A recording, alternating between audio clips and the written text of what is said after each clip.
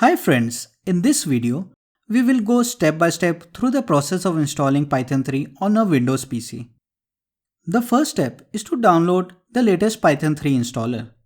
Visit www.python.org and click on the Downloads tab. Click on the button which has the latest installer version name on its label. The download process will begin. Once it is complete, open the file to run it.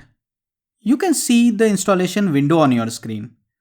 Just select the checkbox which says Add Python to Path. This will help you install Python packages and run Python scripts via command line. Hit Install Now and wait for the setup to complete. Once the setup is complete, click on the Start menu and click on Python 3.9 and click Idle Python 3.9 64-bit to launch the application. The idle shell window will now appear on your screen. You have successfully completed the Python 3 installation. Now, you are ready to begin the next part of your learning journey and execute some Python programs.